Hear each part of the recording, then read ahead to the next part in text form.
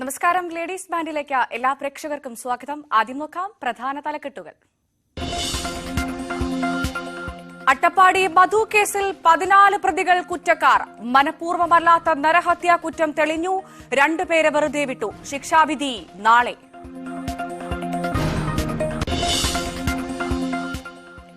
മധുവിന് പൂർണ്ണ നീതി കിട്ടിയില്ലെന്ന് കുടുംബം. പോരാട്ടം തുടരും. ഈ 16 പേരും ശിക്ഷിക്കപ്പെടണം എന്നുള്ള രീതിയിലായിരുന്നു ഞങ്ങൾ പോരാടിയത്. അപ്പൊ അതുകൊണ്ട് എന്റെ മധുവിന് നീതി കിട്ടിയിട്ടില്ല. ഈ 14 പേരെ ശിക്ഷിച്ചിട്ടുള്ളൂ. അതുകൊണ്ട് ഞങ്ങൾ മുന്നോട്ട് തന്നെ പോകും. അനുകൂല വിധിയെന്ന പ്രോസിക്യൂഷൻ. നീതി ലഭിച്ചെന്ന് കെ രാധാകൃഷ്ണൻ.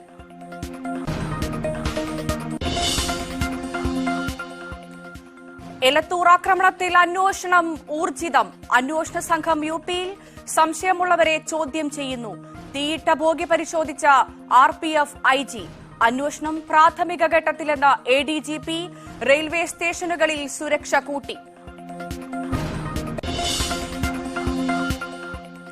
KSRTC മാനേജ്മെന്റിനെതിരെ മുഖ്യമന്ത്രി. കാര്യങ്ങൾ നിയന്ത്രിക്കാൻ പറ്റിയ ആളുകൾ തലപ്പത്തുണ്ടാവണം. മാനേജ്മെന്റ് ചുമതലകൾ വികേന്ദ്രീകരിക്കുന്നത് നടപ്പിലായില്ല. പ്രവൃത്തിയിൽ വരണമെന്നും മുഖ്യമന്ത്രി.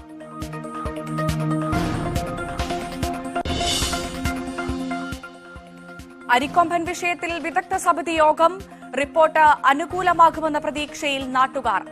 അതിരപ്പള്ളിയിൽ കാട്ടാനയിറങ്ങി.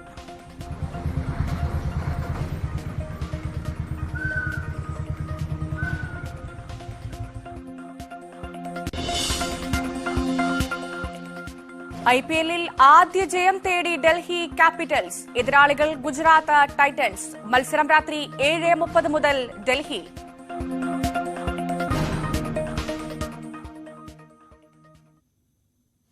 വിശദമായ വാർത്തകൾ പരിശോധിക്കാം. ഒടുവിൽ മധുവിന് നീതി. അട്ടപ്പാടി മധുവധക്കേസിൽ 14 പ്രതികൾ കുറ്റക്കാരാണെന്ന് കോടതി കണ്ടെത്തി. 2 പേരെ വെറുതെ വിട്ടു. നരഹത്യാ കുറ്റവും പട്ടികജാതി പട്ടികവർഗ അതിക്രമ നിരോധന വകുപ്പുകളും കുറ്റക്കാർക്കെതിരെ കോടതി ചുമത്തി. എന്നാൽ മനഃപൂർവ്വമല്ലാത്ത നരഹത്യാ കുറ്റം നിലനിൽക്കില്ലെന്ന് കോടതി കണ്ടെത്തി.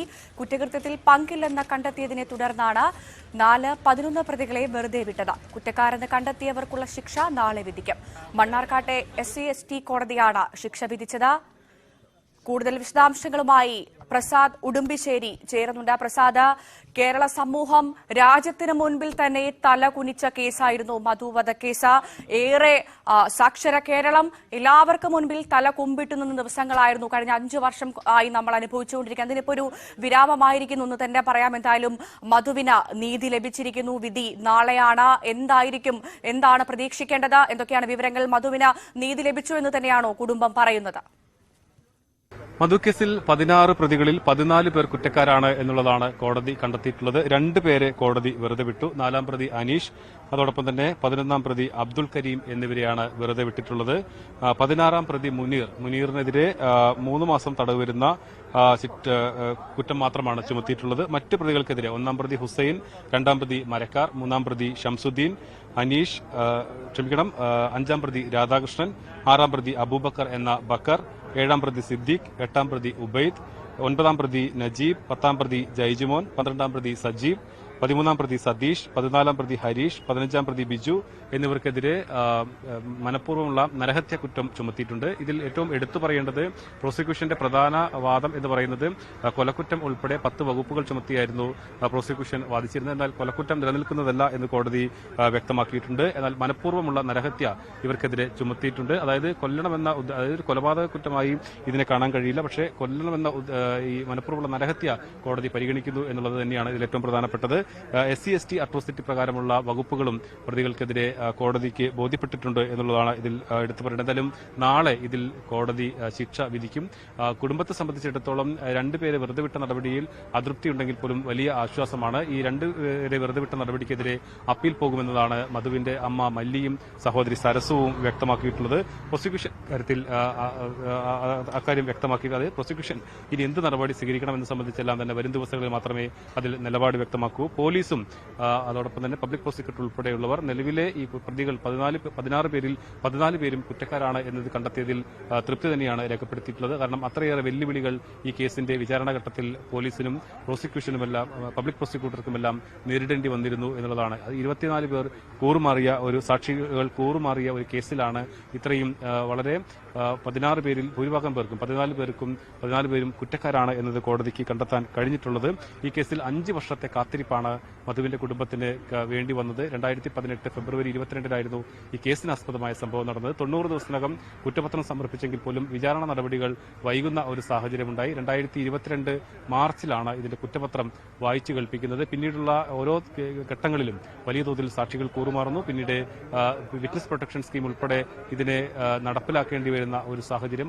അങ്ങനെ ഒരു സാഹചര്യത്തിലാണ് ഇപ്പോൾ ഈ കോടതി 16 പേരും കുറ്റക്കാരാണെന്ന് കണ്ടെത്തിയിട്ടുള്ളത്. ഇന്ന് വിധി കേൾക്കാൻ മധുവിന്റെ അമ്മയും സഹോദരിയും മറ്റ് സമരസമിതി പ്രവർത്തകരും കുടുംബാംഗങ്ങളും എത്തിയിരുന്നു. അതോടൊപ്പം തന്നെ പ്രതികളെ അനുകൂലിക്കുന്ന പ്രതികളുടെ കുടുംബാംഗങ്ങൾ ഉൾപ്പെടെയും കോടതിയിൽ എത്തിയിരുന്നു. വലിയ സുരക്ഷ തന്നെ പോലീസ് ഇക്കാര്യത്തിൽ ഇവിടെ ഒരുക്കിയിരുന്നു എന്നുള്ളതും കൂടി എടുത്തു പറയേണ്ടതുണ്ട്. എന്തായാലും നാളെയാണ് ശിക്ഷ. നാളെയും ഈ കൂടുതൽ സംഘർഷ സാധ്യത, അതായത് മധുവിന്റെ കുടുംബത്തിനുള്ള ഭീഷണിയെല്ലാം തന്നെ കണക്കിലെടുത്തുകൊണ്ട് കൂടുതൽ സുരക്ഷ ഒരുക്കാനും പോലീസ് തീരുമാനിച്ചിട്ടുണ്ട്.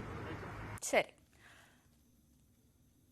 കോടതി വിധിയിൽ തൃപ്തിയില്ലെന്ന് മധുവിന്റെ കുടുംബം പ്രതികരിച്ചു. കൂടുതൽ ശിക്ഷ നൽകുന്നതിനായി മേൽക്കോടതിയെ സമീപിക്കുമെന്നും മധുവിന്റെ അമ്മ മല്ലി പ്രതികരിച്ചു. 14 പേര് കുറ്റക്കാരാണെന്ന് കണ്ടെത്തിയതിൽ സന്തോഷമുണ്ട്. ബാക്കി 2 പേരെ വെറുതെ വിട്ടതിൽ വിഷമമുണ്ട്. അതിനുള്ള കാര്യങ്ങൾ എന്താ ചെയ്യേണ്ടതെന്ന് വെച്ചാൽ അത് നമ്മൾ വക്കീലുമായി സംസാരിച്ചതിന് ശേഷം അത് ചെയ്യേണ്ട രീതിയിൽ ഞങ്ങൾ ചെയ്യും. എനിക്ക് അങ്ങനെയാണ്. എനിക്ക് എന്താ 14 പേര് കുറ്റക്കാരെന്ന് കണ്ടത് ശരിയാണ്. എന്നാലും 2 പേര് അയാളെ ശരിയാവില്ല. ഞാൻ വക്കീൽ പോയി തന്നെ വരുവുള്ളൂ. അപ്പീൽ പോകും. മുഴുവൻ പേരും എല്ലാവരും ശിക്ഷിക്കണം. എല്ലാവരും ചെയ്താൽ തന്നെ. കോടതി വിധിയിൽ പ്രോസിക്യൂഷനും തൃപ്തി രേഖപ്പെടുത്തുകയാണ്. അനുകൂല വിധിയാണ് ഉണ്ടായതെന്ന് public prosecutor Rajesh M Menon പ്രതികരിച്ചു. 13 പ്രതികളുടെ കാര്യത്തിൽ 304 പാർട്ട് 2 ആണ് പറഞ്ഞിട്ടുള്ളത്. 10 വർഷം വരെ ശിക്ഷ കിട്ടാവുന്ന ഒരു വകുപ്പാണ്. അതിൽ A1 304 ആണ്, പാർട്ട് 2 ആണ് ഉള്ളത്. ബാക്കിയുള്ള പ്രതികൾക്ക് അതിന് കൂടെയായിട്ട് 304 പാർട്ട് 2 പുറമെ ബാക്കിയുള്ള 12ഓളം പ്രതികൾക്ക് 326 ഫൗണ്ട് ഗിൽറ്റി ഉണ്ട്. അതുപോലെ തന്നെ 367 അബ്ഡക്ഷൻ എന്നുള്ള കാര്യത്തിലും ഫൗണ്ട് ഗിൽറ്റി കണ്ടിട്ടുണ്ട് കോടതി. അതുപോലെ അവർക്ക് എതിരെ SC ആക്ടിന്റെ 31D പ്രകാരമുള്ള ഇതിലും അവർ കുറ്റക്കാരാണെന്ന് കോടതി കണ്ടെത്തിയിട്ടുണ്ട്. ശിക്ഷാവിധി നാളെ പറയുള്ളൂ. അപ്പോൾ 10 വർഷമാണ് 304 പാർട്ട് 2 അപ് ടു 10 വർഷം വരെ ആണ് കൊടുക്കാവുന്നത്. 367 10 വർഷം വരെ ശിക്ഷ കിട്ടാവുന്ന ഒരു കുറ്റമാണ്. 326 സംബന്ധിച്ചിടത്തോളം ജീവപര്യന്തം വരെ കൊടുക്കാവുന്നതാണ്. പക്ഷെ കോടതിയാണ് അതിന്റെ ബാക്കിയുള്ള സർക്കംസ്റ്റാൻസും കൂടി പരിഗണിച്ചുകൊണ്ട് നാളെ ശിക്ഷ എത്രയൊക്കെയാണെന്നുള്ളത് കോടതി പറയും. മനഃപൂർവ്വമല്ലാത്ത നരഹത്യാ കുറ്റം തെളിഞ്ഞിട്ടില്ലെന്നും അപ്പീൽ പോകുമെന്നും പ്രതിഭാഗം അഭിഭാഷകനും പ്രതികരിച്ചു. പരമാവധി നീതിപൂർവമായ ഒരു വിധിയാണ് കോടതി ഉണ്ടായിട്ടുള്ളത്.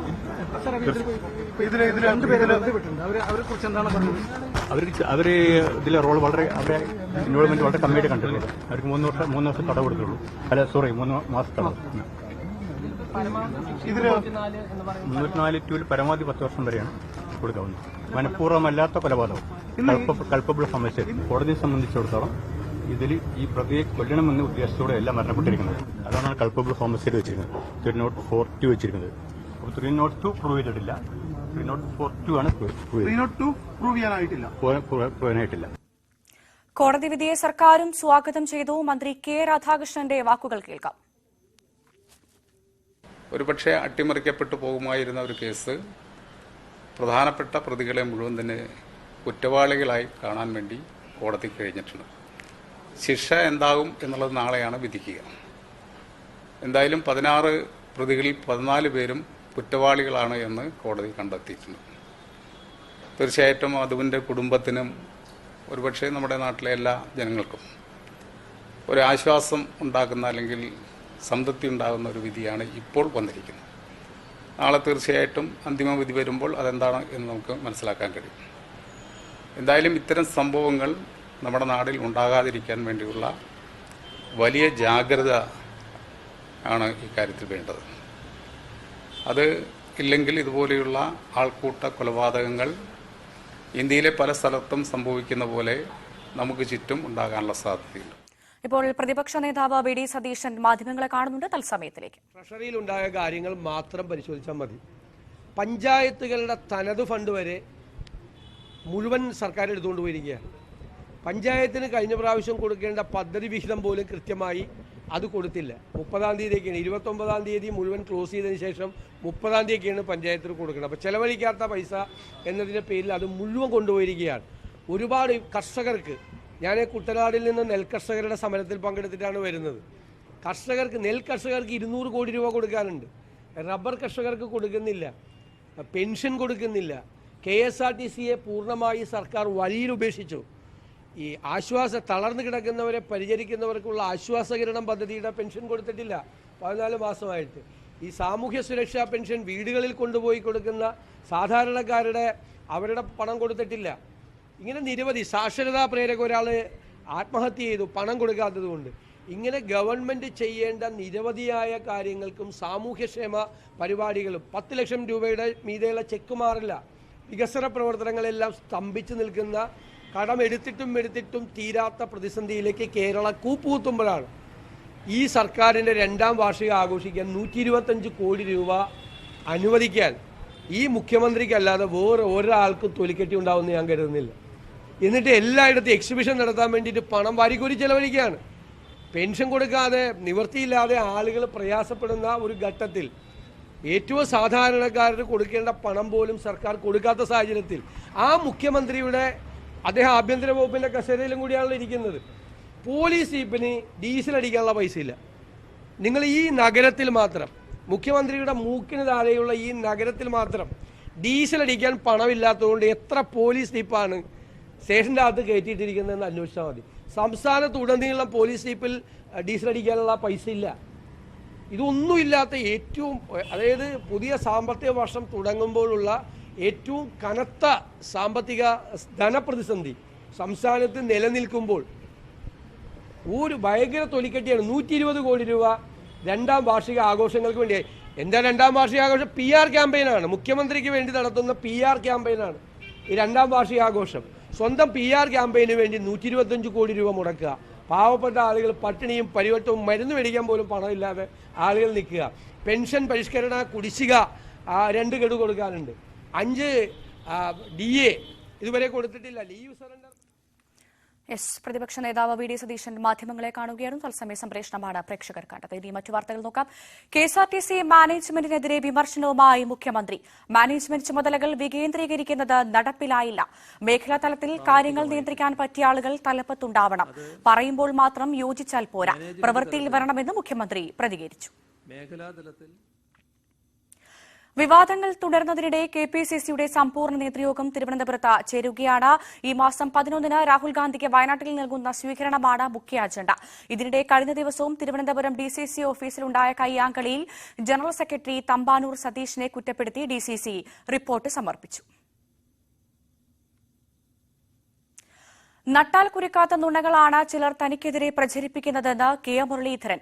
കേരളത്തിൽ BJP അക്കൌണ്ട് തുറക്കണമെന്ന് ആഗ്രഹിക്കുന്നവരാണ് ഇത്തരം പ്രചാരണ വേളകൾക്ക് ചുക്കാൻ പിടിക്കുന്നത്.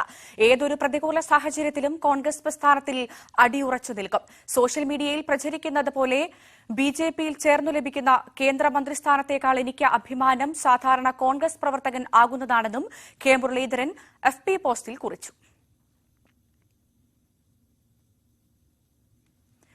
ആലപ്പുഴ ചെങ്ങന്നൂരിൽ നവജാത ശിശുവിനെ ബക്കറ്റിൽ ഉപേക്ഷിച്ച നിലയിൽ കണ്ടെത്തി.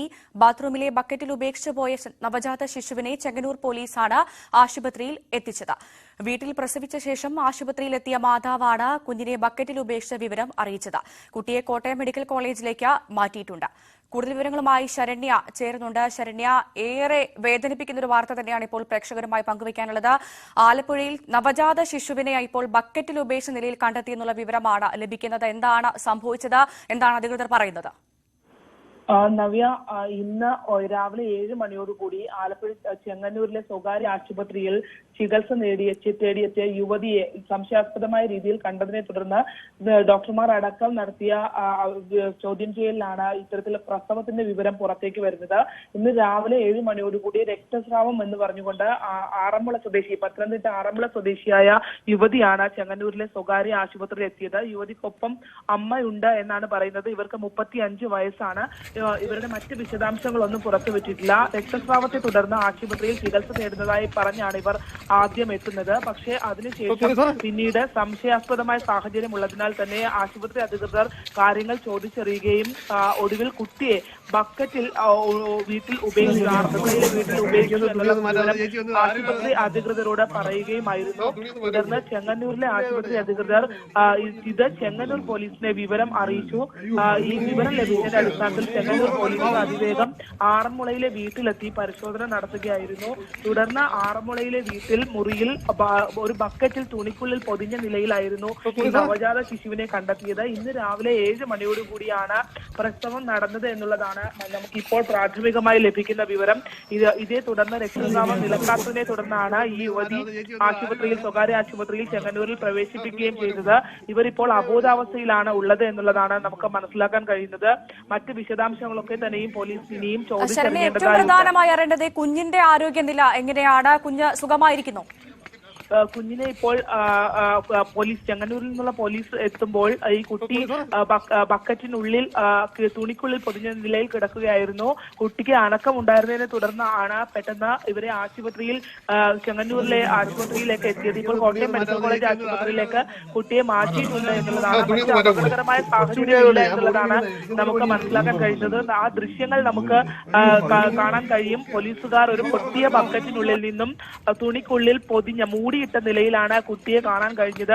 തുടർന്ന് ചെങ്ങന്നൂരിൽ നിന്നുള്ള പോലീസ് സംഘം ഈ ബക്കറ്റും എടുത്തുകൊണ്ട് കുട്ടിയെയും കൊണ്ട് ഓടുന്ന ദൃശ്യങ്ങളാണ് നമുക്ക് കാണാൻ കഴിയുന്നത്. എന്തായാലും ഭാഗ്യമെന്ന് പറയാം, ആ കുട്ടിക്ക് ജീവൻ ഉണ്ടായിരുന്നു. മറ്റ് പ്രസവശേഷം ചെയ്യേണ്ട കാര്യങ്ങൾ, പൊക്കിൽ കൂടി മുറിക്കുക അടക്കമുള്ള കാര്യങ്ങളൊന്നും പ്രാഥമികമായി ചെയ്തിരുന്നില്ല എന്നാണ് നമുക്കിപ്പോൾ മനസ്സിലാക്കാൻ കഴിയുന്നത്. എന്തായാലും കുട്ടിയെ ആദ്യം ആശുപത്രിയിൽ എത്തി പ്രാഥമിക ചികിത്സയ്ക്ക് ശേഷം മറ്റ് ചികിത്സയ്ക്കായി കോട്ടയം മെഡിക്കൽ കോളേജിലേക്ക് ഇപ്പോൾ മാറ്റിയിട്ടുണ്ട്. ആറന്മുള പോലീസിനാണ് ഈ സംഭവം സംബന്ധിച്ച അന്വേഷണം. കാരണം പ്രാഥമിക ഘട്ടത്തിൽ ചെങ്ങന്നൂർ പോലീസിന് ആശുപത്രിയിൽ നിന്ന് ലഭിച്ച വിവരത്തിന്റെ അടിസ്ഥാനത്തിലാണ് അവർ ആറന്മുളയിലെ വീട്ടിലെത്തിയത്. എന്തായാലും ആറന്മുളയിൽ ഈ സംഭവം നടന്നതുകൊണ്ട് തന്നെ ഇവർ ആറന്മുള സ്വദേശികളുമാണ്. അത് കുട്ടിയെ കണ്ടെത്തിയതും ആറന്മുളയിലായതുകൊണ്ട് തന്നെ ആറന്മുളയെ കേന്ദ്രീകരിച്ചാണ് ആറന്മുള പോലീസിന് അന്വേഷണം കൈമാറിയിട്ടുണ്ട്. എന്തായാലും ഏറ്റവും പ്രധാനപ്പെട്ട കാര്യം കുഞ്ഞിനെ, അതായത് ഇന്ന് രാവിലെ 7 മണിയോടുകൂടി പ്രസവിച്ച സ്വന്തം കുഞ്ഞിനെ ഒരു ബക്കറ്റിൽ തുണിക്കുള്ളിൽ മൂടിയിട്ടതിനു ശേഷം ഉപേക്ഷിച്ച നിലയിൽ ആശുപത്രിയിലേക്ക് ചികിത്സ തേടുകയായിരുന്നു എന്നുള്ളതാണ്. ഇനി ഇതിനെ സംബന്ധിച്ച് മറ്റ് വിശദാംശങ്ങളൊക്കെയും പുറത്തു വരേണ്ടതുണ്ട്. ഈ പെൺകുട്ടി ഏത് സാഹചര്യത്തിലാണ് കുട്ടിയെ ഇത്തരത്തിൽ ബക്കറ്റിനുള്ളിൽ ഉപേക്ഷിക്കേണ്ട സാഹചര്യം വന്നത് അടക്കമുള്ള കാര്യങ്ങൾ ഇനി വിശദീകരിക്കേണ്ടതുണ്ട്. ഈ 35-കാരിക്കൊപ്പം അമ്മയും കൂടെ ഉണ്ടായിരുന്നു എന്നുള്ളതാണ് നമുക്ക് ലഭിക്കുന്നത്. എന്തായാലും അന്വേഷണ സംഘത്തിൽ നിന്നൊക്കെ വിശദമായ വിവരങ്ങൾ ഇനി ലഭിക്കേണ്ടതുണ്ട്. പ്രത്യേകിച്ച് ഈ സ്ത്രീയുടെയും ആരോഗ്യസ്ഥിതി, അവര് അബോധാവസ്ഥയിലാണ് എന്നുള്ളതാണ് ഇപ്പോൾ പോലീസ് നമ്മളോട് വ്യക്തമാക്കിയിട്ടുള്ളത്. അവരുടെയും ആരോഗ്യനില കുറച്ചുകൂടെ മെച്ചപ്പെടേണ്ടതുണ്ട്. അതിനുശേഷമായിരിക്കും വിശദമായ മറ്റു കാര്യങ്ങൾ ചോദിച്ചറിയുക. എന്തായാലും വളരെ അത്ഭുതകരമായാണ് കുഞ്ഞ് ജീവനിലേക്ക് തിരിച്ചു വന്നത്. കാരണം ഈ ആശുപത്രി അധികൃതർ കൂടുതലായി ചോദ്യം, ഈ ബ്ലീഡിംഗ് എന്ന് പറഞ്ഞ് എത്തിയെങ്കിലും അതൊരു പ്രസവത്തിന്റെ എല്ലാ രീതിയും കാണിച്ചതുകൊണ്ട് തന്നെയാണ് ആശുപത്രി അധികൃതർ അതിനകത്ത് കൂടുതൽ അന്വേഷണം നടത്തുകയും ഒടുവിൽ ഇവർക്ക് കാര്യങ്ങൾ തുറന്നു പറയേണ്ടിയും വന്നതെന്നാണ് നമുക്ക് മനസ്സിലാക്കാൻ കഴിയുന്നത്. അതുകൊണ്ട് തന്നെ സംയോജിതമായ ആശുപത്രി അധികൃതരും ചെങ്ങന്നൂരിലെ ഉഷ ആശുപത്രി അധികൃതരാണ്. അവരും ആ വിവരം അടിയന്തരമായി തന്നെ പോലീസിന് കൈമാറി. പോലീസും അത്തരത്തിൽ അതിനെ വളരെ ഗൗരവത്തോടു കൂടി കണ്ട് ആറന്മുളയിലേക്ക് എത്തി. അവർ തന്നെ ചെങ്ങന്നൂരിൽ നിന്നുള്ള സംഘം തന്നെ ആറന്മുളയിലേക്ക് എത്തി കുട്ടിയെ ബക്കറ്റിൽ നിന്ന് കണ്ടെത്തുകയായിരുന്നു. എന്തായാലും ആ നവജാത ശിശുവിന്റെ ജീവൻ രക്ഷിക്കാനായി, ഒരുപക്ഷെ നമുക്കറിയാം പ്രസവശേഷം നൽകേണ്ട പ്രാഥമികമായ കാര്യങ്ങളൊന്നും തന്നെ ആ കുട്ടിയുടെ കാര്യത്തിൽ നടന്നിട്ടുണ്ടാവില്ല. കാരണം ഇന്ന് രാവിലെ 7 മണിക്കാണ് പ്രസവം നടന്നതെന്ന് പറയുന്നു. രാവിലെയോടുകൂടി തന്നെ ആണ് ഈ യുവതിയും അമ്മയും ആശുപത്രിയിൽ, ചെങ്ങന്നൂരിലെ ആശുപത്രിയിലേക്ക് എത്തുകയും ചെയ്തിട്ടുള്ളത്. അതുകൊണ്ട് തന്നെ പൊക്കിൾക്കൊടി അടക്കമുള്ള കാര്യങ്ങൾ നീക്കം ചെയ്തു. അല്ലെങ്കിൽ ഒരു കുട്ടിക്ക് പ്രസവശേഷം ലഭിക്കേണ്ട പ്രാഥമികമായ കാര്യങ്ങളൊന്നും തന്നെ അവിടെ നടത്തപ്പെട്ടിട്ടില്ല, അങ്ങനെ ചെയ്തിട്ടുമില്ല. അതുകൊണ്ട് തന്നെ ഈ പൊക്കിൾക്കൊടി മുറിക്കാത്ത അടക്കമുള്ള കാര്യങ്ങൾ ഉള്ളതിനാൽ തന്നെ ആരോഗ്യാവസ്ഥയിൽ മോശകരമായ സാഹചര്യത്തിലേക്ക് കുഞ്ഞ് നീങ്ങിയേനെ. എന്തായാലും പോലീസും സമയോചിതമായി ഇടപെട്ടു എന്നുള്ളതാണ് ആശ്വാസകരമെന്ന് പറയാം. ആ കുഞ്ഞിന്റെ ജീവൻ രക്ഷിക്കാനായി എന്നുള്ളതാണ്. ഇപ്പോൾ കോട്ടയത്തെ ആശുപത്രിയിലേക്ക് കുട്ടിയെ മാറ്റിയിട്ടുണ്ട്.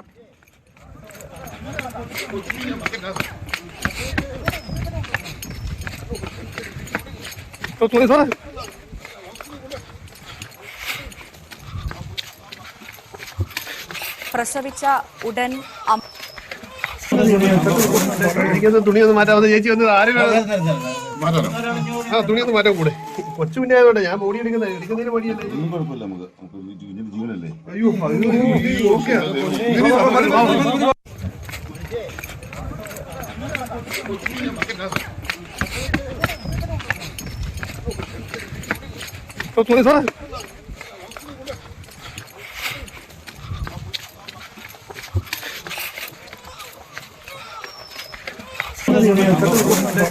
തുണിയൊന്ന് മാറ്റാവുന്ന ചേച്ചി വന്നത് ആരും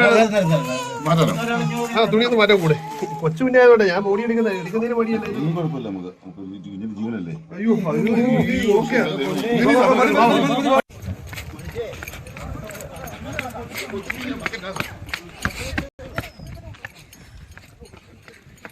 ആശുപത്രിയിൽ വീട്ടിൽ പ്രസവിച്ച ഉടൻ കുഞ്ഞിനെ ഉപേക്ഷിച്ച അമ്മ ആശുപത്രിയിൽ എത്തുകയായിരുന്നു. അമ്മ എന്ന് വിളിക്കാൻ സാധിക്കുമോ എന്നറിയില്ല. എന്താണ് കുഞ്ഞിനെ ഉപേക്ഷിക്കാനുള്ള സാഹചര്യം എന്നും അറിയില്ല. എന്തായാലും ചോര കുഞ്ഞാണ്. ജനിച്ച വീണ ഉടൻ അതിനെ ബക്കറ്റിൽ പുതപ്പിനുള്ളിൽ നിന്നാണ് ഇപ്പോൾ പോലീസിന്റെ കൃത്യമായ ഇടപെടൽ എന്ന് തന്നെ പറയേണ്ടിയിരിക്കുന്നു. അഭിനന്ദനാർഹം തന്നെയാണ്. കാരണം പോലീസിന്റെ ആ ഒരു ശ്രമം നമ്മൾക്ക് ന്യൂസ് 18 പ്രേക്ഷകരിലേക്ക് എത്തിക്കുന്നുണ്ട്. ആ ദൃശ്യങ്ങളിൽ നിന്ന് തന്നെ വ്യക്തമാണ് പോലീസ് എത്രമാത്രം ആത്മാർത്ഥമായിട്ടാണ് ആ കുഞ്ഞിന്റെ ജീവന് വേണ്ടി ഓടിയത് എന്ന്. അതുകൊണ്ട് തന്നെ ആ കുഞ്ഞ് ഇപ്പോൾ ജീവനോടെ ഇരിക്കുന്നു എന്നറിയുന്നതിലും ഏറെ സന്തോഷമുണ്ട്. എന്തായാലും എന്താണ് സംഭവിച്ചത് എന്ന് ശരണ്യ പറഞ്ഞതുപോലെ തന്നെ അറിയാൻ ഇനിയും സമയമെടുക്കുമെന്നാണ് മനസ്സിലാക്കുന്നത്. ആ അമ്മ ഇപ്പോഴും അബോധാവസ്ഥയിലാണ് എന്നാണ് അറിയുന്നത്. അവർക്ക് ബോധം വന്നാൽ മാത്രമേ എന്താണ് സംഭവം, എന്തിനാണ് കുഞ്ഞിനെ ഉപേക്ഷിച്ചത് എന്ന് തുടങ്ങിയ കാര്യങ്ങളിലേക്കൊക്കെ വ്യക്തത വരൂ എന്നാണ് മനസ്സിലാക്കുന്നത്. അല്ലേ ശരണ്യ? തീർച്ചയായും അമ്മയുടെ ആരോഗ്യസ്ഥിതിയിലും കാര്യമായ പ്രശ്നങ്ങൾ, പ്രത്യേകിച്ച് മറ്റ് ആശുപത്രിയുടെ ഒന്നും സഹായമില്ലാതെ തന്നെയാണ് ഈ പ്രസവം ആ വീട്ടിൽ ഒരുപക്ഷെ ആ വീട്ടിൽ തന്നെയാണ് നടന്നിട്ടുള്ളതെന്നാണ് മനസ്സിലാക്കാൻ കഴിയുന്നത്. മാത്രമല്ല ഈ കുട്ടിയുടെ പൊക്കിൾക്കൊടി അടക്കമുള്ള മുറിച്ചു മാറ്റേണ്ട അടക്കമുള്ള പ്രാഥമികമായ ഒരു കാര്യങ്ങളും നടന്നിട്ടില്ല എന്നുള്ളതും നമുക്ക് വ്യക്തമാണ്. ആ ദൃശ്യങ്ങളിൽ നിന്ന് തന്നെ കുഞ്ഞ് പൊക്കിൾക്കൊടിയുമായി പിറന്ന ഉടൻ തന്നെ ഉപേക്ഷിക്കപ്പെട്ട നിലയിലാണ് അതിനകത്ത് കാണുന്നത്. മറ്റ് പ്രസവശേഷം ഉണ്ടാവേണ്ട മറ്റ് നടപടിക്രമങ്ങളൊന്നും ഉണ്ടാവാതെ കൊണ്ടായിരിക്കണം ആ രക്തം വാർന്നൊഴുകുന്ന സാഹചര്യം ഉണ്ടായത്. ആ ബ്ലീഡിംഗ് നിലനിന്നത് കൊണ്ട് തന്നെയാണ് ആശുപത്രിയിലേക്ക് അമ്മ ചികിത്സ തേടി പോയത്. ഒരുപക്ഷെ അങ്ങനെ ഒരു സാഹചര്യം ഉണ്ടായിരുന്നില്ലെങ്കിൽ മറിച്ചൊരു സാഹചര്യത്തിലേക്ക് കാര്യങ്ങൾ മാറിയേനെ. കാരണം അതിനൊരു ഇതിലൊരു രഹസ്യ സ്വഭാവം സൂക്ഷിക്കുന്നുണ്ടായിരുന്നു. പ്രത്യേകിച്ച് ഈ പ്രസവത്തിലും കുട്ടിയുടെ ജനനത്തിലും അടക്കമുള്ള കാര്യങ്ങളിൽ ഒരു രഹസ്യ സ്വഭാവം അവർ സൂക്ഷിച്ചിരുന്നു എന്നുള്ളത് ഉറപ്പാണ്. കാരണം ആശുപത്രി അധികൃതർ ആശുപത്രിയിലേക്ക് എത്തിയപ്പോൾ ഈ വിവരങ്ങൾ പങ്കുവെക്കാനായി ഇവർ തയ്യാറായിരുന്നില്ല. മറിച്ച് ബ്ലീഡിംഗ് എന്ന് പറഞ്ഞാണ് ആശുപത്രിയിലേക്ക് എത്തിയിട്ടുള്ളത്. അത്തരത്തിൽ ഏതെങ്കിലും ഒരു ഘട്ടത്തിൽ വീട്ടിൽ വെച്ച് പ്രസവം നടന്നു പോയതാണെങ്കിൽ തീർച്ചയായും കുട്ടിയെയും അമ്മയുമാണ് ആശുപത്രിയിലേക്ക് എത്തിക്കേണ്ടത്.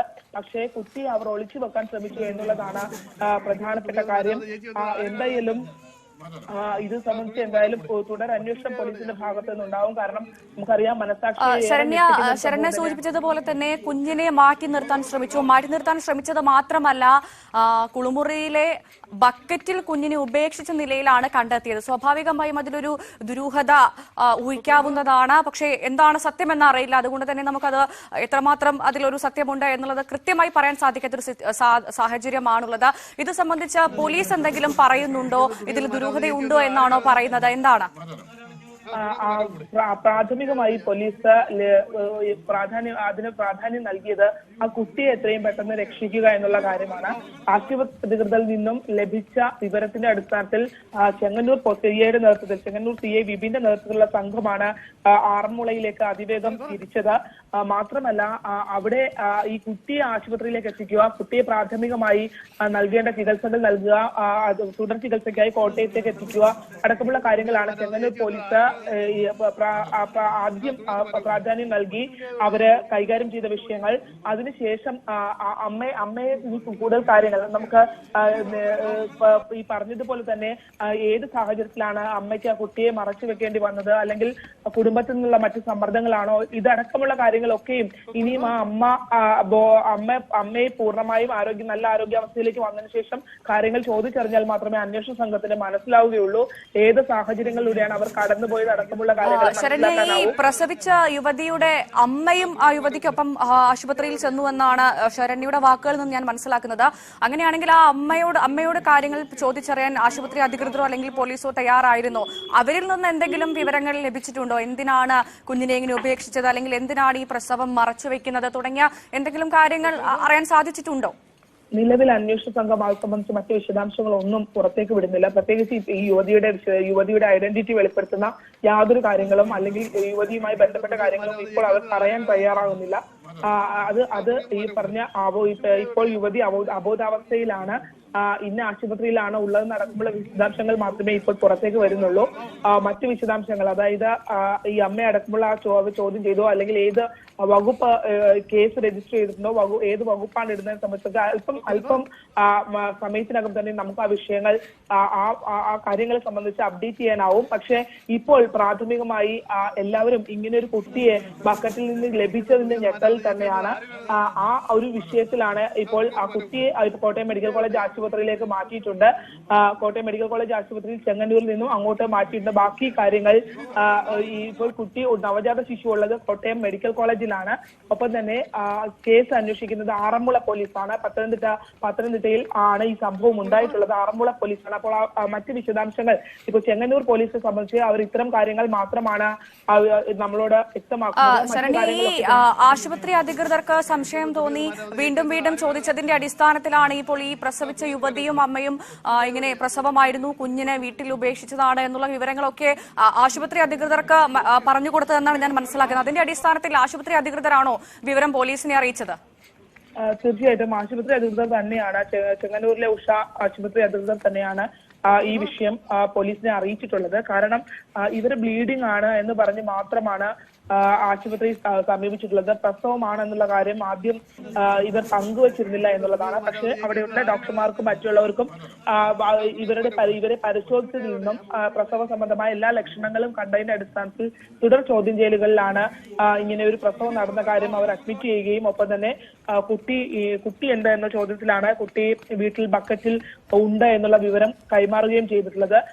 ഇത് നമുക്കറിയാം, ദൃശ്യങ്ങൾ കാണുന്ന പോലെ കുട്ടിയുടെ നവജാത ശിശുവിന്റെ പൊക്കിൾക്കൊടി അടക്കം മുറിച്ചിട്ടില്ലായിരുന്നു. അതുകൊണ്ട് തന്നെ കുട്ടിയുടെ നില അപകട നിലയാണ് എന്നുള്ളത് മനസ്സിലാക്കി പെട്ടെന്ന് തന്നെ ആശുപത്രി അധികൃതർ ഈ വിഷയം പോലീസിന് കൈമാറുകയായിരുന്നു. പോലീസാണ്, ചെങ്ങന്നൂർ പോലീസാണ് അത് ആറന്മുള പോലീസിലേക്ക് ആ വിവരം കൈമാറുക പോലും ചെയ്യാതെ അവർ ഇവിടുന്ന് വേഗം എത്തി ചെങ്ങന്നൂരിൽ നിന്നും ചെങ്ങന്നൂർ സിഐയുടെ നേതൃത്വത്തിലുള്ള സംഘം ആറന്മുളയിൽ എത്തി ഈ പെട്ടെന്ന് കുട്ടിയെ രക്ഷപ്പെടുത്താനുള്ള ശ്രമങ്ങളാണ് നടത്തിയത്.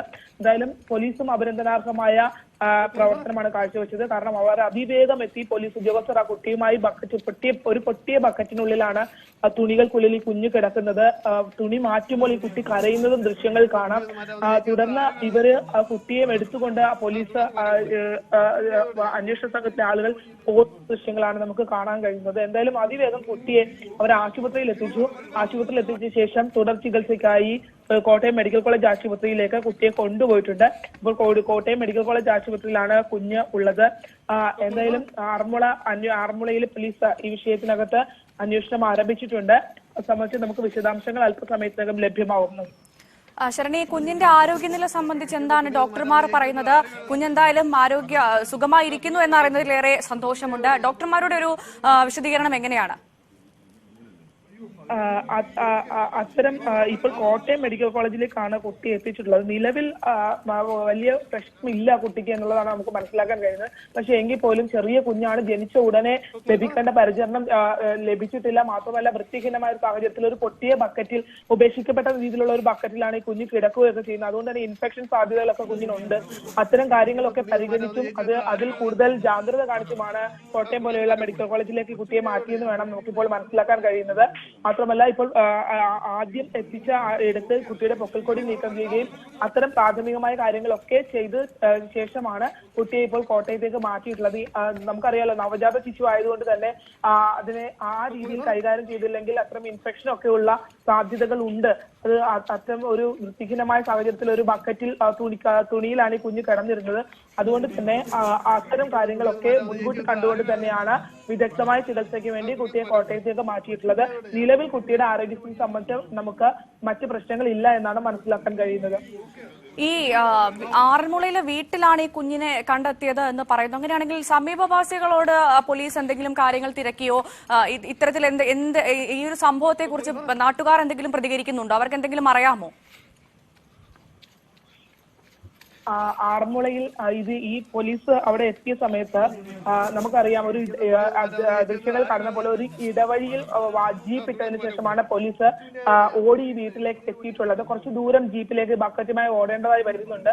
അവിടെ ആ ദൃശ്യങ്ങളിൽ നിന്ന് തന്നെ നമുക്ക് മനസ്സിലാക്കാനാവും പോലീസ് അധികൃതർ അവിടെ നിൽക്കുന്ന സ്ത്രീകളോടടക്കം ഈ കുട്ടിയെ ഒന്ന് എടുക്കുമോ എന്നുള്ള കാര്യങ്ങളൊക്കെ ചോദിക്കുന്നുണ്ട്.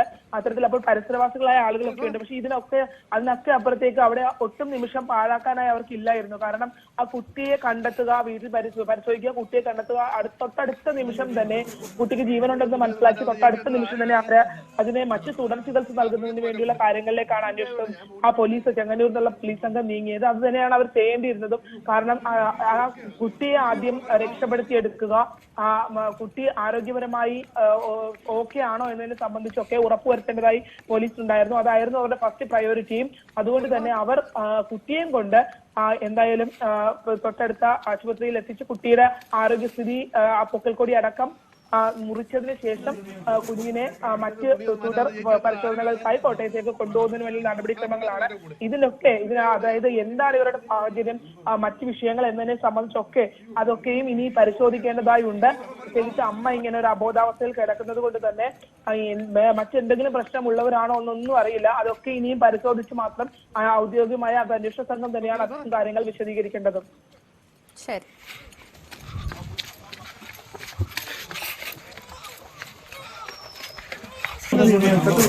എനിക്കത് തുണിയൊന്ന് മാറ്റാവുന്ന ചേച്ചി വന്നത് ആരും മാറ്റണം. തുണിയൊന്ന് മാറ്റാൻ കൂടെ. കൊച്ചു കുഞ്ഞെ ആയതുകൊണ്ട് ഞാൻ ബോഡി എടുക്കുന്നതിന് മടിയല്ലേ. കുഴപ്പമില്ല, നമുക്ക് ജീവനല്ലേ. അയ്യോ ഓക്കെ.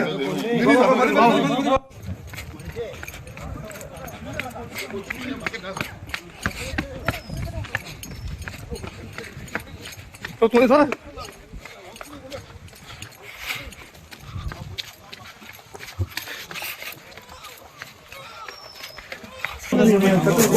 എനിക്കത് തുണിയൊന്ന് മാറ്റാവുന്ന ചേച്ചി വന്നത് ആരും മാറ്റണം.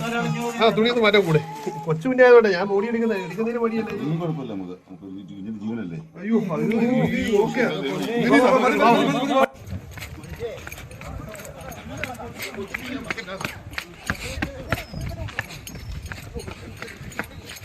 തുണി സാറേ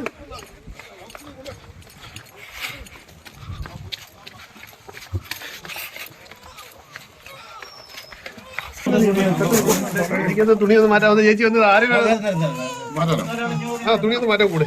കൊച്ചു കുഞ്ഞെ ആയതുകൊണ്ട് ഞാൻ ബോഡി എടുക്കുന്നതിന് മടിയല്ലേ. കുഴപ്പമില്ല, നമുക്ക് ജീവനല്ലേ. അയ്യോ ഓക്കെ.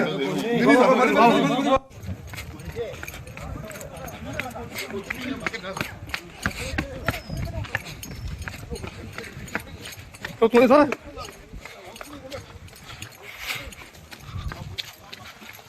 ചെങ്ങന്നൂർ CI വിപിന്റെ നേതൃത്വത്തിലുള്ള പോലീസ് സംഘമാണ്. പോലീസ് സംഘത്തിന്റെ സമയോചിത ഇടപെടലാണ് ആ കുഞ്ഞിന്റെ ജീവൻ തിരികെ നൽകിയത് എന്ന് പറയേണ്ടിയിരിക്കുന്നു. പോലീസ് എന്തായാലും, ആലപ്പുഴയിലെ ചെങ്ങന്നൂർ പോലീസ് എന്തായാലും ഈ നവജാത ശിശുവിന് രക്ഷകനായി എന്ന് തന്നെ പറയേണ്ടിയിരിക്കുന്നു. പോലീസിന്റെ കൃത്യമായ സമയോചിതമായ ഇടപെടലാണ് ആ കുഞ്ഞു ജീവൻ തിരികെ പിടിച്ചത് എന്ന കാര്യത്തിൽ സംശയമില്ല. കാരണം ആ ദൃശ്യങ്ങളിൽ നിന്ന് നമുക്ക് വ്യക്തമാണ് ആ കുഞ്ഞിന് ജീവനുണ്ട് എന്ന് മനസ്സിലാക്കിയപ്പോൾ ആ കുഞ്ഞ് കരയുന്നത് കേട്ടപ്പോൾ തന്നെ പോലീസുകാരന്റെ ഒരു പ്രതികരണം അത് ഏറെ ഹൃദയസ്പർശി തന്നെയാണ്. അദ്ദേഹം ആ കുഞ്ഞിന് ജീവനുണ്ട് എന്ന് മനസ്സിലാക്കുമ്പോൾ ആ കുഞ്ഞിനെയും എടുത്ത് ഓടുന്നതാണ് നമ്മൾ കാണുന്നത്. ജീപ്പിലേക്ക് ഓടി കൃത്യമായി അതിനെ ആ കുഞ്ഞിനെ ആശുപത്രിയിൽ എത്തിക്കാനുള്ള ഒരു ഇടപെടൽ അത് തീർത്തും അഭിനന്ദനാർഹം തന്നെയാണത് പറയാതിരിക്കാൻ സാധിക്കില്ല. കാരണം ആ കുഞ്ഞിനെ ആ ബക്കറ്റിൽ നിന്ന് കിട്ടിയ സമയത്ത് ആ കുഞ്ഞിന് ജീവനുണ്ടോ ഇല്ലയോ എന്ന് പോലും പോലീസുകാരന് സംശയമുള്ള സാഹചര്യമായിരുന്നു. അദ്ദേഹം അയൽവാസിയുടെ കുഞ്ഞിന്റെ തുണി ഒന്ന് മാറ്റാൻ സഹായിക്കൂ എന്ന് പറയുന്നത് അടക്കം ദൃശ്യങ്ങളിൽ നിന്ന് വ്യക്തമാണ്. കാരണം പിഞ്ചു കുഞ്ഞാണ്, തനിക്ക് പരിചയമില്ല എന്നടക്കം അദ്ദേഹം പറയുന്നത്. പക്ഷെ ആ കുഞ്ഞ് ആ സമയത്ത് ആ തുണി ഒന്ന് മാറ്റിയ സമയത്ത് ആ കുഞ്ഞ് കരയുന്നത് കേട്ടാണ് അദ്ദേഹം കുഞ്ഞിന് ജീവനുണ്ട് എന്ന് മനസ്സിലാക്കുകയും ഒട്ടും സമയം പാഴാക്കാതെ കുഞ്ഞിനെയും എടുത്ത് ആശുപത്രിയിലേക്ക് ഓടുന്നതുമായ ദൃശ്യങ്ങളാണ് കാണുന്നത്. എന്തായാലും പൊക്കിൽക്കൊടി മുറിക്കുന്നതിന് മുൻപ് അമ്മ കുഞ്ഞിനെ ഉപേക്ഷിച്ചിരിക്കുന്നു. എന്താണ് ഇതിന് കാരണം? ഏത് സാഹചര്യത്തിലാണ് കുഞ്ഞിനെ ഉപേക്ഷിച്ചത്? എന്താണ് ഇതിനുള്ളൊരു ഈ ഒരു തീരുമാനത്തിലേക്ക് പ്രസവിച്ച യുവതി എത്താനുള്ളൊരു സാഹചര്യം എന്താണ് എന്നൊക്കെ ഇനി അറിയേണ്ടതുണ്ട്. എന്തായാലും പോലീസ് കേസ് എടുത്തിട്ടുണ്ട് എന്നാണ് മനസ്സിലാക്കുന്നത്. ഇനിയുള്ള അന്വേഷണത്തിൽ നിന്ന് എന്തിനായിരുന്നു ഈ ഒരു കുഞ്ഞിനെ ഉപേക്ഷിച്ചത് എന്നുള്ള കാര്യത്തിലേക്കുള്ള ഒരു തീരുമാനം ആ യുവതി എടുക്കാനുണ്ടായതിന്റെ പ്രേരണ എന്താണ് എന്നുള്ള കാര്യങ്ങളൊക്കെ ഇനി അറിയേണ്ടതുണ്ട്.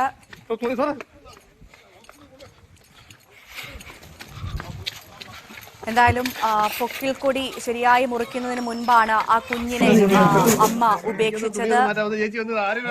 പക്ഷെ അതിന്റെ കാരണം ഇപ്പോഴും വ്യക്തമല്ല. അത് പ്രസവിച്ച യുവതി ഇപ്പോഴും അബോധാവസ്ഥയിലാണ് എന്നാണ് ശരണ്യ നൽകിയ വിവരങ്ങളിൽ നിന്ന് മനസ്സിലാക്കുന്നത്. ആ യുവതിക്ക് ബോധം വന്നയുടൻ പോലീസ് സ്വാഭാവികമായും അന്വേഷണം നടത്തും. എന്തിനായിരുന്നു കുഞ്ഞിനെ ഉപേക്ഷിച്ചെന്നടങ്ങുന്ന ചോദ്യങ്ങളൊക്കെ പോലീസിന് ചോദിക്കാനുണ്ടാകും. അതിന്റെ ഒരു സാഹചര്യം അന്വേഷിച്ചറിയാനുണ്ടാകും. എന്തായാലും ആ യുവതിക്കൊപ്പം യുവതിയുടെ അമ്മ ആശുപത്രിയിൽ എത്തിയെന്നാണ് മനസ്സിലാക്കുന്നത്. അമിത രക്തസ്രാവമായിരുന്നു, രക്തസ്രാവം മൂലമാണ് ആശുപത്രിയിൽ എത്തിയതെന്നാണ് ആദ്യം തന്നെ ആശുപത്രിയിലെ അധികൃതരോട് ഈ യുവതി പറഞ്ഞിരുന്നത്. പക്ഷേ ഒരു യുവതി പ്രസവിച്ചതിന്റെ എല്ലാ ലക്ഷണങ്ങളും കണ്ടതുകൊണ്ടാണ് ആശുപത്രി അധികൃതർ കൂടുതൽ വിവരങ്ങൾ ചോദിച്ചറിയുകയും അതിനെ തുടർന്നാണ് താനൊരു കുഞ്ഞിന് ജന്മം നൽകിയിട്ടുണ്ട്, ആ കുഞ്ഞ് തന്റെ വീട്ടിലെ ബക്കറ്റിൽ കുഞ്ഞുണ്ട് എന്നുള്ള വിവരം ആ യുവതി ആശുപത്രി അധികൃതർക്ക് നൽകുന്നത്. അതിനെ തുടർന്നാണ് ആശുപത്രി അധികൃതർ കൃത്യമായി പോലീസിനെ വിവരമറിയിക്കുന്നു. പോലീസ് വീട്ടിലെത്തി കുഞ്ഞിനെ കുളിമുറിയിലെ ബക്കറ്റിൽ നിന്ന് കണ്ടെത്തുന്നു. ഈ കണ്ടെത്തുന്ന സാഹചര്യത്തിൽ പോലും പൊക്കിൽക്കൊടി പൂർണ്ണമായി മുറിച്ചിരുന്നില്ല. ചോര കുഞ്ഞാണ്. ആ കുഞ്ഞിനെയാണ് ബക്കറ്റിൽ പുതപ്പ് മൂടിയ നിലയിൽ കണ്ടെത്തിയത്.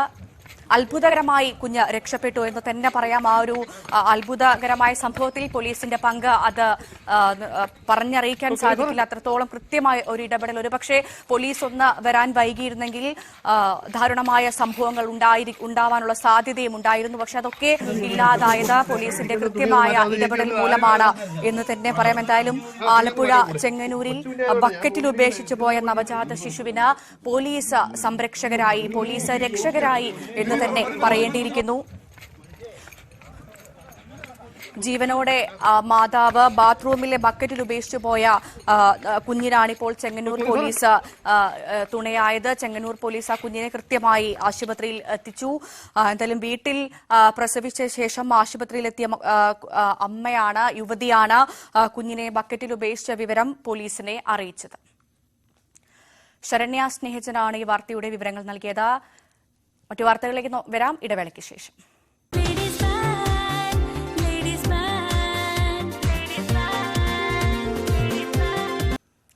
തിരികെ ലേഡീസ് ബാൻഡിലേക്ക്.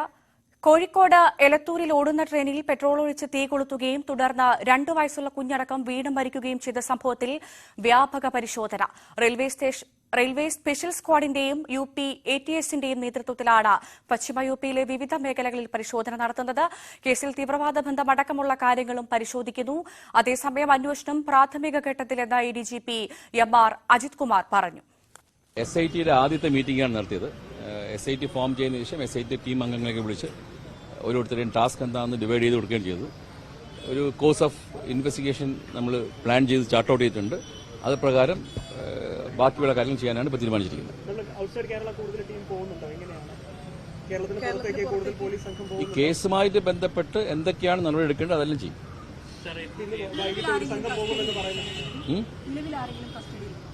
ആരെങ്കിലും ഉണ്ടെങ്കിൽ ഞങ്ങൾ പറയുമല്ലോ. അല്ല, ഇൻവെസ്റ്റിഗേഷൻ ഡീറ്റെയിൽസ് ഒന്നും നിങ്ങൾക്ക് ഇവിടെ റിവീൽ ചെയ്യാൻ പറ്റത്തില്ല. ഞങ്ങൾ ഇൻവെസ്റ്റിഗേഷൻ സ്റ്റാർട്ട് ചെയ്തിട്ടേ ഉള്ളൂ. വളരെ പ്രോപ്പറായിട്ടും കോംപ്രഹെൻസീവായിട്ടുമാണ് ഇൻവെസ്റ്റിഗേഷൻ ചെയ്യാൻ നമ്മൾ പ്ലാൻ ചെയ്യുന്നത്. അതിന്റെ ഭാഗമായിട്ടുള്ള കാര്യങ്ങൾ ഇപ്പോൾ ചെയ്തു വരുന്നത്. എന്തായാലും രാത്രി ട്രെയിനിൽ കയറിയ അക്രമി കോച്ചിൽ പെട്രോൾ ഒഴിച്ച് തീ കൊളുത്തി 3 പേരുടെ മരണത്തിനിടയാക്കിയ സംഭവം രാജ്യത്തെ തന്നെ ഞെട്ടിക്കുന്നതാണ് എന്നുള്ള കാര്യത്തിൽ സംശയമില്ല. ആക്രമണത്തിന്റെ കൃത്യമായ മാനങ്ങൾ അറിയാനിരിക്കുന്നതേയുള്ളൂ. എന്തായാലും അതീവ സുരക്ഷാ വീഴ്ച അതുണ്ടായി എന്ന കാര്യത്തിൽ ആർക്കും സംശയമുണ്ടാവില്ല. നമ്മുടെ ട്രെയിൻ യാത്രകൾ തന്നെ എത്രത്തോളം സുരക്ഷിതമാണ് എന്നുള്ളൊരു ചോദ്യമാണ് പ്രധാനമായും ഈ ഒരു സംഭവം ഉയർത്തുന്നത്. എല്ലാവർക്കും, പ്രത്യേകിച്ചും ഒരു സാധാരണക്കാരനെ സംബന്ധിച്ച് അറിയേണ്ടത് എവിടെയാണ് പ്രതി, പോലീസ് പ്രതിയിലേക്ക് എത്തിയോ അല്ലെങ്കിൽ എപ്പോൾ എത്തുമെന്നുള്ള ചോദ്യങ്ങളായിരിക്കും ഒരു സാധാരണ പ്രേക്ഷകനെ സംബന്ധിച്ച് ഉണ്ടാവുക. കൂടുതൽ വിവരങ്ങളുമായി അനുമോദ ചേരുന്നു എന്നാണ് മനസ്സിലാക്കുന്നത്. അനുമോദ, അന്വേഷണം ഊർജിതമാണ് എന്ന് പോലീസ് അടിക്കടി പറയുന്നൊരു സാഹചര്യമുണ്ട്. അപ്പോൾ ഞാനിപ്പോൾ പറഞ്ഞു നിർത്തിയതുപോലെ തന്നെ ഒരാൾക്ക്, ഒരു സാധാരണക്കാരൻ അറിയേണ്ടത് പ്രതിയിലേക്ക് പോലീസ് എത്തിയോ അല്ലെങ്കിൽ എപ്പോഴെത്തും, എപ്പോൾ പിടിക്കാനാകും ഈ ഒരു പ്രതിയെ എന്നാണ്. പ്രത്യേകിച്ചും ഈ ഒരു സാഹചര്യം എന്ന് പറയുന്നത് ഒരു ഏറ്റവും കൂടുതൽ ആളുകൾ ഉപയോഗിക്കുന്ന ട്രെയിൻ ഗതാഗതത്തെ ചോദ്യം ചെയ്യുന്ന ഒരു സംഭവമാണ് ഉണ്ടായിരിക്കുന്നത്. ആളുകൾക്കൊരു വലിയ ഭയമാണ് ഈ ഒരു സംഭവം മൂലം ഉണ്ടായിരിക്കുന്നത്. ഇക്കാര്യത്തിൽ പോലീസിന്റെ അന്വേഷണം ഒറ്റയ്ക്കല്ല. പോലീസും അതുപോലെ RPF-ഉം ATS-ഉം അങ്ങനെ 3-4 ലെയറുകളായിട്ടാണ് ഈ അന്വേഷണം കിടക്കുന്നത്. അതുകൊണ്ട് തന്നെ പോലീസിന് ഒറ്റയ്ക്ക് ഇക്കാര്യത്തിൽ ചില കാര്യങ്ങൾ വിശദീകരിക്കാൻ കഴിയില്ല എന്ന് തന്നെയാണ് മനസ്സിലാക്കുന്നത്. അതുകൊണ്ടാണ് ഈ പോലീസ് കസ്റ്റഡി കാര്യത്തെക്കുറിച്ചോ മറ്റ് കൂടുതൽ പേരെ ചോദ്യം ചെയ്യാൻ വിളിപ്പിക്കുന്നതിനെ കുറിച്ചോ ഒക്കെ മൗനം പാലിക്കുന്നത് എന്ന് വേണം കരുതാൻ. നിലവിൽ ഈ കേസ് ദേശീയ തലത്തിൽ തന്നെ ശ്രദ്ധ കിട്ടിയ ഒരു സാഹചര്യത്തിൽ എല്ലാ പഴുതുകളും അടച്ചുകൊണ്ടുള്ള അന്വേഷണം തന്നെയാണ് പോലീസിന്റെയും മറ്റ് അന്വേഷണ ഏജൻസികളുടെയും ഭാഗത്തു നിന്നും പുരോഗമിക്കുന്നത്. ഇന്ന് RPF-ന്റെ IG കണ്ണൂരിലും എലത്തൂരിലും കോഴിക്കോടുമൊക്കെ സന്ദർശനം നടത്തിയിരുന്നു. അദ്ദേഹം പറഞ്ഞത് ഈ കേസിൽ കേരള പോലീസ് തന്നെയാണ് മുഖ്യമായിട്ടും ഇക്കാര്യങ്ങൾ അന്വേഷിക്കുന്നത്. ഈ പ്രതിയുമായി ബന്ധപ്പെട്ട സൂചനകൾ അത് ഉത്തരേന്ത്യയിലും മറ്റ് സംശയമുള്ള എല്ലാ മേഖലകളിലും പരിശോധന നടത്തി തന്നെ ആണ് മുന്നോട്ട് പോകുന്നത്. നിലവിൽ ഭീകരവാദം ആണോ അല്ലയോ എന്നൊന്നും പറയാൻ കഴിയുന്ന ഒരു സാഹചര്യമല്ല ഉള്ളത്. അതുകൊണ്ട് തന്നെ കുറച്ച് സമയം കൂടി ഇതിൽ വേണ്ടിവരും എന്ന സൂചന തന്നെയാണ് അന്വേഷണ ഏജൻസികളിൽ നിന്നും നമുക്ക് ലഭിക്കുന്നത്. നിലവിൽ കസ്റ്റഡിയിലുള്ള നോയിഡ സ്വദേശി എന്ന് കരുതുന്ന ആൾ, അയാളുടെ വിശദാംശങ്ങൾ, അയാളുടെ മൊബൈൽ ഫോണിൽ നിന്നും ഡയറിയിൽ നിന്നും കിട്ടിയ കാര്യങ്ങൾ, ഇതെല്ലാം ഒത്തുചേർത്താണ് പോലീസിന്റെയും മറ്റ് അന്വേഷണ ഏജൻസികളുടെയും അന്വേഷണം ഇപ്പോൾ പുരോഗമിക്കുന്നത്. സംശയമുള്ളവരെ എല്ലാം കസ്റ്റഡി എടുത്ത് ചോദ്യം ചെയ്യുന്നുണ്ട്.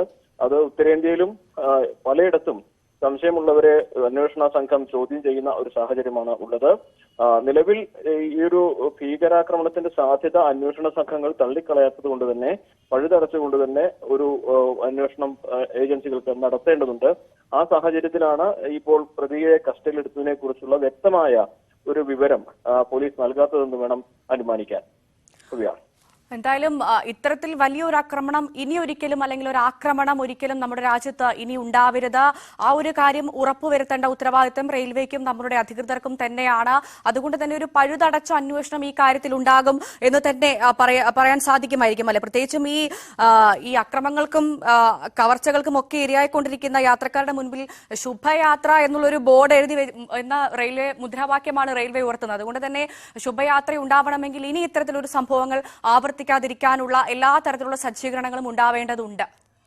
തീർച്ചയായും ഈ സുരക്ഷാ വീഴ്ചയാണോ എന്ന ചോദ്യത്തിന് RPF-ന്റെ IG-യുടെ മറുപടി തീർച്ചയായിട്ടും അത് അങ്ങനെ കരുതാനാകില്ല. പക്ഷേ സുരക്ഷാ സംവിധാനങ്ങൾ ശക്തിപ്പെടുത്തേണ്ടതുണ്ട്. കൂടുതൽ കമ്പാർട്ട്മെന്റുകളിലും അതുപോലെ തന്നെ റെയിൽവേ സ്റ്റേഷനുകളിലും അത്തരത്തിലുള്ള സംവിധാനങ്ങൾ ഒരുക്കേണ്ടതുണ്ട് എന്നൊരു വിശദീകരണമാണ് അധികൃതരുടെ ഭാഗത്തു നിന്നുണ്ടാവുന്നത്. അതായത് CCTV അടക്കമുള്ള ആധുനിക സംവിധാനങ്ങൾ കൂടുതൽ സജ്ജമാക്കുക എന്ന രീതിയിലേക്ക് ഈ സുരക്ഷാ സംവിധാനങ്ങൾ ഒരുക്കേണ്ടതിന്റെ ആവശ്യകതയാണ് അവർ ഊന്നുന്നത്.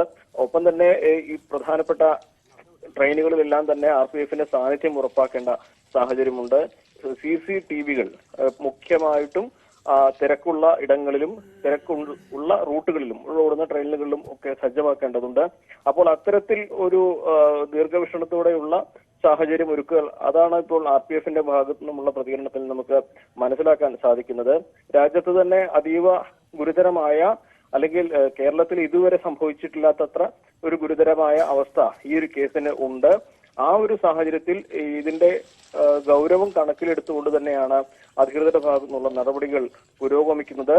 ഈ കേസിൽ എടുത്തുചാടി ഒരു കൺക്ലൂഷനിലേക്ക് എത്താതെ ആ കേസിന്റെ എല്ലാ വഴികളും പരിശോധിച്ച് ഒരാളെ കസ്റ്റഡിയിൽ എടുത്തിട്ടുണ്ടെങ്കിൽ തന്നെ അയാളുടെ ഹിസ്റ്ററിയും അയാൾക്ക് പിറകിൽ ആരെങ്കിലും ഉണ്ടോ എന്ന കാര്യവും അയാൾക്ക് മറ്റേതെങ്കിലും ബാക്ക്ഗ്രൗണ്ടുകൾ ഉണ്ടോ എന്നുള്ള കാര്യങ്ങളും തുടങ്ങിയ വിവിധ തലങ്ങളിലുള്ള അന്വേഷണങ്ങൾ പൂർത്തിയാക്കിയ ശേഷമേ ഇതിലേക്ക് പോലീസിന്റെ ഭാഗത്ത് ഒരു കൺക്ലൂഷൻ ഉണ്ടാകൂ എന്ന് തന്നെ വേണം കരുതാൻ. എന്താണെങ്കിലും കൂടുതൽ സുരക്ഷാ സംവിധാനങ്ങൾ ട്രെയിനുകളിലും റെയിൽവേ സ്റ്റേഷനിലും ഒരുക്കേണ്ടതിന്റെ ആവശ്യകത അല്ലെങ്കിൽ അതിന്റെ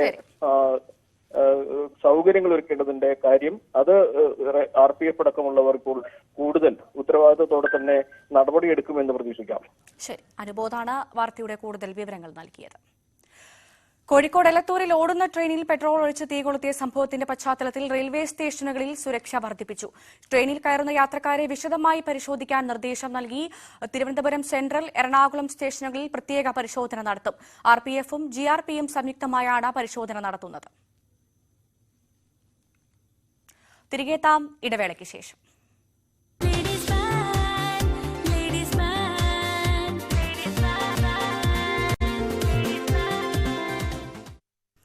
തിരികെ വാർത്തയിലേക്ക്.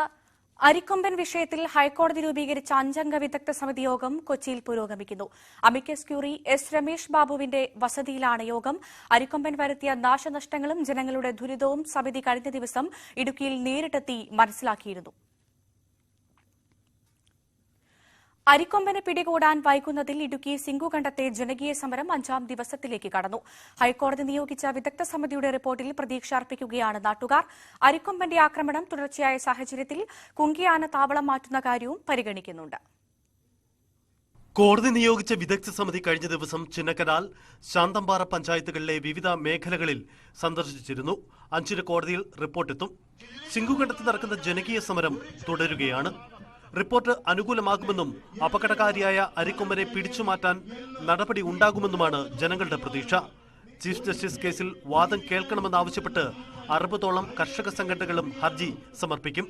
വിവിധ രാഷ്ട്രീയ സാമുദായിക സംഘടനകൾ സമരത്തിന് ഐക്യദാർഢ്യം പ്രഖ്യാപിച്ച് സമരപന്തലിലേക്ക് എത്തുന്നുണ്ട്. ബഹുമാനപ്പെട്ട ഹൈക്കോടതി ആ സമയത്തെടുത്ത തീരുമാനം വളരെ നിരാശാജനകമായ ഒരു തീരുമാനമാണ് ഹൈക്കോടതിയുടെ ഭാഗത്തുനിന്നുണ്ടായിരുന്നു. മനുഷ്യജീവനേക്കാളും വില കൽപ്പിച്ചത് വന്യമൃഗങ്ങൾക്കാണ്, വിശേഷിച്ചും മനുഷ്യന്റെ ജീവൻ കവർന്നെടുത്ത ആനയ്ക്കാണ്. ചിന്നക്കനാലിലെ കുങ്കി ആനത്താവളത്തിലേക്ക് തുടർച്ചയായി അരിക്കൊമ്പൻ കടന്നുകയറാൻ ശ്രമിക്കുന്ന സാഹചര്യത്തിൽ കുങ്കി ആനത്താവളം സമീപ മേഖലയിലേക്ക് മാറ്റുന്നതും ആലോചനയിലുണ്ട്.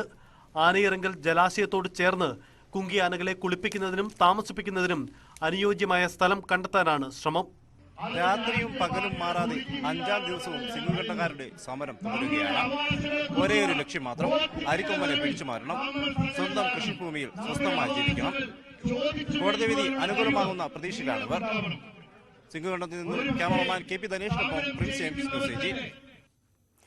തൃശൂർ അതിരപ്പിള്ളിയിൽ കാട്ടാന ഇറങ്ങി. വെറ്റിലപ്പാറ പ്രാഥമിക ആരോഗ്യ കേന്ദ്രത്തിൽ ആനകൾ തമ്പടിച്ചു. ഇന്നലെ രാത്രി മതിൽക്കെട്ടിനകത്തെത്തിയ ആനകൾ രാവിലെ പ്ലാന്റേഷൻ മേഖലയിലേക്ക് കടന്നു.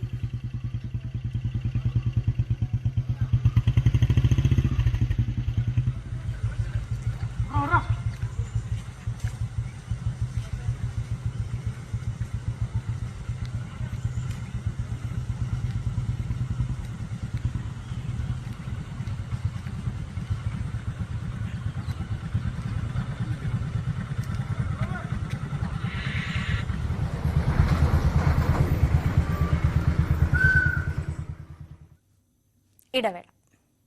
ഈ ചില വാർത്തകൾ ചുരുക്കത്തിൽ നോക്കാം. കൊച്ചിയിൽ ഒരു കുടുംബത്തിലെ 3 പേരെ മരിച്ച നിലയിൽ കണ്ടെത്തി. പനങ്ങാട് ചേപ്പനഞ്ഞാണ് സംഭവം. ഭാര്യയെയും മകനെയും കൊലപ്പെടുത്തിയ ശേഷം ഗൃഹനാഥൻ തൂങ്ങി മരിച്ച നിലയിൽ കാണപ്പെടുകയായിരുന്നു. പുത്തൻവേലക്കരയിൽ പെട്രോൾ പമ്പിന് സമീപം ഓടിക്കൊണ്ടിരുന്ന കാറിന് തീപിടിച്ചു. പുത്തൻവേലിക്കര സ്വദേശി പൌലോസ് എന്നയാളുടെ വാഹനത്തിലാണ് തീപിടിച്ചത്. ട്രെയിനിൽ പെട്രോൾ ഒഴിച്ചത് അട്ടിമറിയാണോ എന്ന് സംശയിക്കുന്നതായി ബിജെപി നേതാവും റെയിൽവേ പാസഞ്ചേഴ്സ് അമ്യൂണിറ്റി ചെയർമാനുമായ PK കൃഷ്ണദാസ്. ഇത്തരം പ്രവർത്തനം തീവ്രവാദ സംഘടനകളാണ് നടത്തുന്നതെന്നും കൃഷ്ണദാസ് പറഞ്ഞു. തിരുവനന്തപുരം പേട്ട പോലീസ് സ്റ്റേഷനിൽ CPM അതിക്രമം. കസ്റ്റഡിയിലെടുത്ത ഡിവൈഎഫ്ഐ നേതാവിനെ വിട്ടയക്കണമെന്നാവശ്യപ്പെട്ടായിരുന്നു അതിക്രമം. 5 പേർക്കെതിരെ പോലീസ് കേസെടുത്തു. ട്വിറ്ററിന്റെ മുഖമുദ്രയായിരുന്ന നീലപക്ഷി ലോഗോ മാറ്റി CEO Elon Musk. Doge coin crypto കറൻസിയുടെ മീമായ നായയാണ് ഇനി മുതൽ ട്വിറ്ററിന്റെ ലോഗോ. ഷീബ ഇനു എന്ന നായയുടെ മുഖമാണ് ഡെസ്ക്ടോപ്പ് പതിപ്പിലെ ലോഗോയ്ക്ക് നൽകിയത്. ഇനി നോക്കാം IPL പൂരം.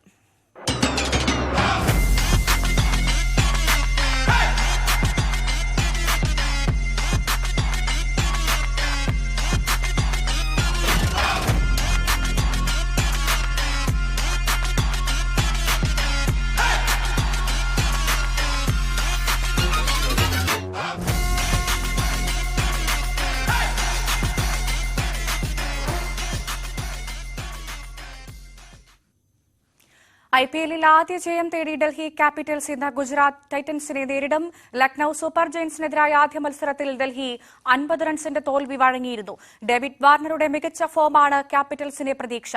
ചെന്നൈ സൂപ്പർ കിങ്സിനെ 5 വിക്കറ്റിന് തോൽപ്പിച്ചതിന്റെ ആത്മവിശ്വാസത്തിലാണ് ഗുജറാത്ത് ടൈറ്റൻസ്. രാത്രി 7:30 ഡൽഹിയിലാണ് മത്സരം.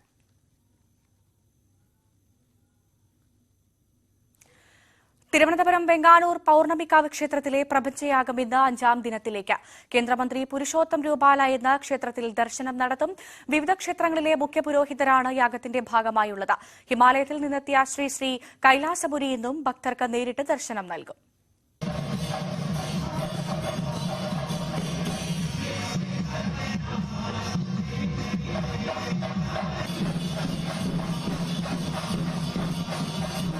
മംഗളഗണപതി പൂജയോടെയാണ് ഇന്നത്തെ യാഗത്തുടർച്ച. ചതുർവേദ പാരായണവും നവഗ്രഹയാഗവും ഹോമങ്ങളും ദീപാരാധനയും പ്രപഞ്ചയാഗത്തിന്റെ പുണ്യമായി ഇന്ന് നിറയും. ഭക്തിനിർഭരമായ അന്തരീക്ഷത്തിൽ കഴിഞ്ഞ ദിവസം അക്ഷരദേവതാ പൂജ ക്ഷേത്രത്തിൽ നടന്നു. ശിവലിംഗ ദീപാരാധനയ്ക്ക് ശ്രീ കൈലാസപുരി കാർമ്മികത്വം വഹിച്ചു.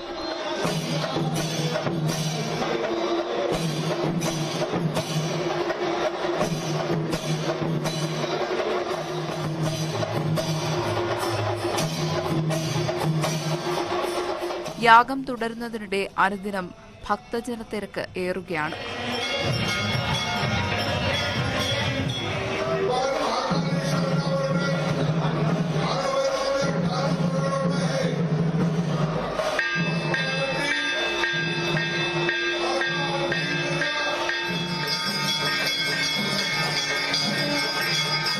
ഇന്ന് കേന്ദ്രമന്ത്രി പുരുഷോത്തം രൂപാല ക്ഷേത്ര ദർശനം നടത്തും. സമീപ ക്ഷേത്രങ്ങളിലെ പുരോഹിതരെയും ഭാരവാഹികളെയും ആദരിക്കുന്ന ചടങ്ങുമുണ്ട്. ന്യൂസ് 18 തിരുവനന്തപുരം. കോവിഡ് കാലത്ത് കുടുംബം സാമ്പത്തികമായി ബുദ്ധിമുട്ടിലായപ്പോൾ കാലിഗ്രഫിയിലേക്ക് എത്തിയ ഷാമില ഇപ്പോൾ ഈ മേഖലയിലെ താരമാണ്. തൃശൂർ പെരിഞ്ഞനം സ്വദേശി ഷാമിലയ്ക്ക് ഇപ്പോൾ അറബിക് കാലിഗ്രഫി അന്നത്തോടൊപ്പം അഭിനിവേശം കൂടിയാണ്.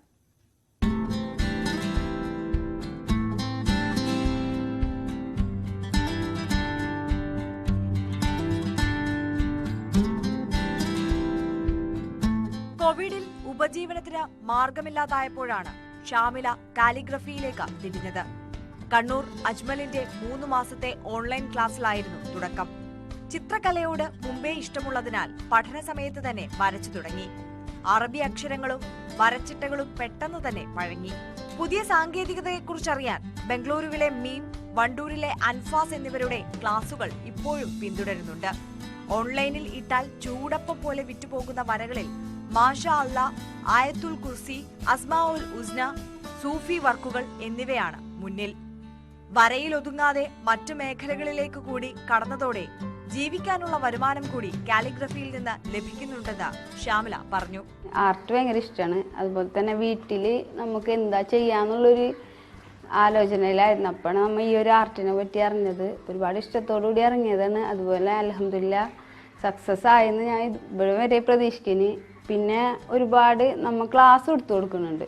ഒരുപാട് വീട്ടമ്മമാർ വെറുതെ ഇരിക്കുന്നവരുണ്ട്. അവർക്കായിട്ട് ഇത് വരച്ച് കിട്ടുമ്പോൾ ഇത് വരച്ച് കഴിയുമ്പോൾ അതിൻ്റെ ഭംഗി നമുക്ക് മനസ്സിലാക്കാൻ പറ്റുള്ളൂ. മറ്റുള്ളവർക്കും നമുക്ക് പെട്ടെന്ന് ഇതിന് നമ്മൾക്കറിയില്ല അതിൻ്റെ ഭംഗി എത്രത്തോളം ഉണ്ടെന്ന്.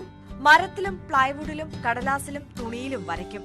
എഴുത്തിനായി ഉപയോഗിക്കുന്ന പേന മുള കൊണ്ട് നിർമ്മിക്കുന്നതാണ്.